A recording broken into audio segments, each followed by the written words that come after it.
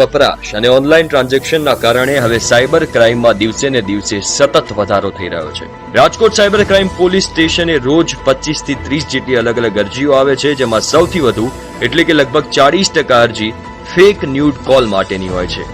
સેક્સટોર્શનના બનાવ જે છે એ ખૂબ જ મોટા પાયે બનતા હોય છે, જેમાં કોઈ પણ અજાણી વ્યક્તિ દ્વારા તમને સોશિયલ મીડિયા ઉપર, વોટ્સએપ ઉપર કોઈ પણ બીજી અન્ય એપ્લિકેશન ઉપર મેસેજ કરી તમારો સંપર્ક સાધવામાં આવે છે। ત્યારબાદ જ્યારે થોડી ઘણી વધારે વાતચીત થાય છે તો તમારી સાથે વિડીયો કોલ કરવાનો આગ્રહ કરી અને પોતે ન્યૂડ થઈને તમારી સાથે અંગત ખોલવાનો આગ્રહ રાખતા હોય છે સામેવાળી વ્યક્તિ। અને પછી જે વ્યક્તિ આ જાળમાં ભોળવાઈ જાય છે તેનો અશ્લીલ વિડીયો બનાવીને વાયરલ કરવાની ધમકી આપી આ ઠગો રૂપિયા પડાવે છે।